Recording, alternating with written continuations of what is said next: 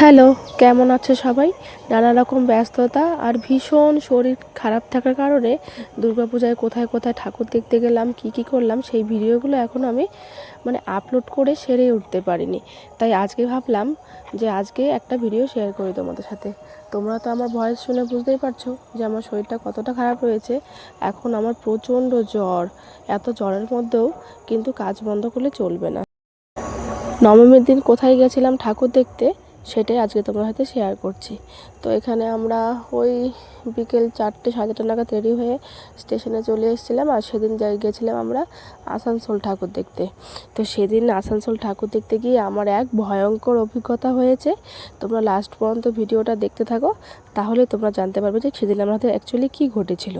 তো এখানে দেখো আসানসোল স্টেশনে নেমে যখন আমরা নামলাম তখন দেখছি ভীষণ মুষলধারায় বৃষ্টি হচ্ছে। তখন ভাবলাম এই যে হয়ে গেল আজকে ঠাকুর দেখা। তারপর যাই হোক, মায়ের একটু কৃপা হলো আমাদের ওপর।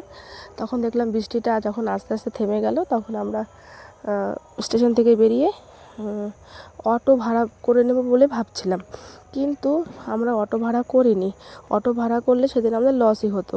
ওই 1 ঘন্টা ঠাকুর দেখাতে আসানসোলের ড্রাইভাররা আমার থেকে চেয়েছিল 2000 টাকা। আমি বলেছি কোনো মতেই আমি 2000 টাকা দেবো না, বরং আমি ব্রেক করে ঠাকুর দেখবো টোটোতে করে। তো প্রথমেই আমরা টোটো নিয়ে চলে গেছিলাম রবীন্দ্রনগরে ঠাকুর দেখতে। আর সেখানকার কিন্তু একটা কিউট দুর্গা ঠাকুর ছিল, সেটা দেখে আমার ভীষণ ভালো লেগেছিল। তো প্রথমে যে প্যান্ডেলটা ঢুকলাম সেই প্যান্ডেলটাও বেশ সুন্দর হয়েছিল। সেখান থেকে বেরিয়ে চলে গেলাম ওই কিউট মা দুর্গাকে দেখতে। আর সেখানেই ঘটেছিল সেই আমার সাথে বিপত্তি। তো এখানে দেখতে পাচ্ছ প্যান্ডেলে প্রচুর ভিড়, হওয়ারই কথা ছিল, কারণ সেদিন ছিল নবমী। আর নবমীর দিনে তো একটু ভিড় বেশিই থাকে। আসানসোলে এবছর আমাদের প্রথম ঠাকুর দেখা। আর সেভাবে কিন্তু আমরা আসানসোলের বিশেষ কোনো জায়গাও চিনি না, তাই একটু আমাদের কিন্তু মণ্ডপগুলো বা প্যান্ডেলগুলো ঘুরে দেখতে একটু সময় লেগেছিলো বেশি। ওই ম্যাপ দেখে দেখে লোককে জিজ্ঞেস করে তারপর ঠাকুর দেখতে গেছিলাম। তো এখানেই গিয়ে এই প্যান্ডেলে ঢুকতেই দেখা হয়ে গেলো গোপাল ভাঁড়ের বউয়ের সাথে। সেখানে কিছুক্ষণ একটু সেলফি তুলে নিলাম। তারপর দেখো এখানে এটা হচ্ছে বাইরে।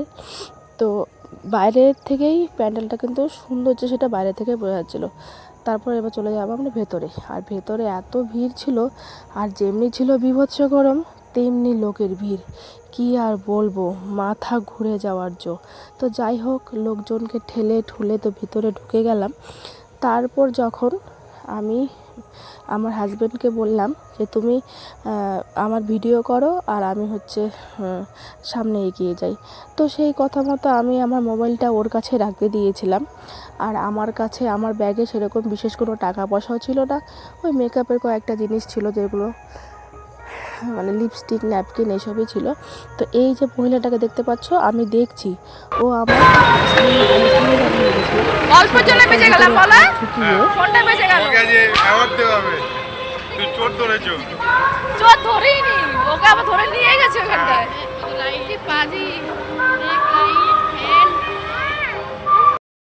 তো তোমরা যে মহিলাটাকে দেখতে পেলে, তো সেই মহিলাটা করেছে কি আমার ব্যাগের চেন খুলে ভেতরে হাত ঢুকিয়ে জিনিসপত্র খুঁজছে। ওর মেন উদ্দেশ্য ছিল আমার মোবাইলটা চুরি করার। কিন্তু যেহেতু আমি জানি যে এরকম ভিড়ের মধ্যে মোবাইলটা চুরি হয়ে যাওয়ার চান্স আছে, আর কিছুদিন আগে বর্ধমান স্টেশন থেকে আমার একটা ফোন চুরি হয়ে গেছে, তাই কিন্তু আমি আগে থেকে ওর কাছে আমার মোবাইলটা দিয়ে রেখেছিলাম। তো আমি দেখছি দাঁড়িয়ে দাঁড়িয়ে ও আমার ব্যাগের চেনটা খুলছে। আমি ওকে হাতে ধরার জন্য আমি না দেখার ভান করেছিলাম। তারপর যখন আমি ওকে হাতে নাতে ধরলাম, ও কিছুতেই স্বীকার করছে না যে আমার ও ব্যাগে চেন খুলেছে। তারপর যখন আমি পুলিশের ভয় দেখালাম, আমি যখন টানতে টানতে পুলিশের কাছে আর সিকিউরিটি গার্ডের কাছে নিয়ে যেতে চাইছিলাম, তখন ও স্বীকার করলো, দিদি আমাকে ছেড়ে দাও, ক্ষমা করে দাও, এরকম ভুল আমি আর কোনো দিন করবো না, আমি কখনো চুরি করবো না। বলে দেখো তোমার ব্যাগ থেকে তো কিছু চুরি হয়নি। আমি চুরি হয়নি তুই তো চুরি করার জন্যই আমার ব্যাগের চেনটা খুলেছিস, তো সাহস কী করে হলো আমার ব্যাগের চেন খোলা। তো এসব করে আমি যখন ওকে টানতে টানতে পুলিশের কাছে নিয়ে যাচ্ছিলাম, ও আমাকে খামচি দিয়ে, বিশ্বাস করবে না, আমার একদম হাতটা কেমন কেটে দিয়েছে। তো তারপর কি বলবো, সেদিন ঠাকুর দেখার মুডটাই একদম খারাপ হয়ে গেছিলো। সত্যি কথা বলতে আমার 30 বছরের জীবনে এরকম খারাপ অভিজ্ঞতা এর আগে আমার আর কখনো হয়নি। মানুষকে দেখে বোঝাই যায় না কে চোর আর কে ভালো মানুষ। মানে এত সুন্দর করে সেজে গুজে এসছে মহিলাটা, দেখে মনে হচ্ছে কোনো ভদ্র বাড়ির বউ। আর তার হচ্ছে এরকম স্বভাব, চুরি করা। তারপর যখন সিকিউরিটি গার্ডের কাছে নিয়ে গেছি টানতে টানতে, তখন ওখানে কমিটির যে আরও লোকটা ছিল, ওরা ওখানে বলা বলি করছে যে তার মানে এখানে গত 3 দিন ধরে আমাদের প্যান্ডেল থেকে অনেক মোবাইল চুরি হয়েছে, তার মানে তুইই ছিলিস। তখন ওটাকে মানে আচ্ছা করে ধরেছে সবাই। তো মানে সেদিন নিজের এত স্যাটিসফ্যাকশন লাগছিল না, যে এর আগে যখন বর্ধমান থেকে মোবাইলটা চুরি হয়েছে তখন আমি কিছুই করতে পারিনি। সেদিন আমার ভুল ছিল, কারণ আমি ফোনটা সাইলেন্ট করে রেখেছিলাম। যদি আমার ফোনটা রিং করা থাকতো তাহলে আমি চোরটাকে ধরতে পারতাম। তো যাই হোক, আমাদের আশেপাশে এরকম চোর ছ্যাচর অনেকেই আছে, ভালো ভদ্র মানুষের মুখোশ পরে থাকে আর কি। তো এদের থেকে আমাদের নিজেদেরকে রক্ষা করতে হবে। তো তারপর সেদিন যখন অনেক কটাই ঠাকুর দেখেছিলাম, প্রায় 4-5টা ঠাকুর দেখা হয়ে গেছিলো, তারপর মুডটাও খারাপ হয়ে গেছিলো। তাই ভাবলাম এখান থেকে একটা জিলিপি খাই। আর জিলিপিগুলো দেখে খুব লোভ হচ্ছিলো, কিন্তু খেতে একদমই ভালো লাগেনি, কেমন তেতো তেতো লাগছিলো। আর মানে জিলিপিগুলোতে অতিরিক্ত ফুড কালার দিয়ে দিয়েছিলো, মানে অতিরিক্ত লাল করার চক্করে একেবারে মানে গাদা গাদা ফুড কালার দিয়ে রেখেছে। তারপর এখানে আমরা ঠাকুর দেখে খেয়েছিলাম ঘুগনি, চাট, পাপড়ি, এসবই খেয়েছিলাম। আর এটা হচ্ছে লাস্ট, সেদিন নবমীর দিন আসানসোলের লাস্ট ঠাকুর দেখেছিলাম এটা। তারপর আমাদের ট্রেন ছিল আসানসোল থেকে অন্ডাল আসার ওই 10টা কি 10:30, 10:10 নাগাদ।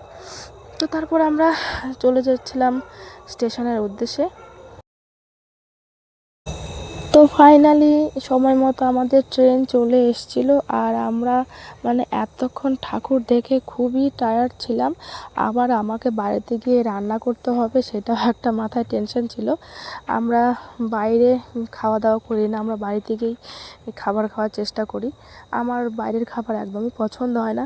নেহাতি যেদিন কোনো অপশন থাকে না, সেদিন বাইরে থেকে খেয়ে যেতে হয়।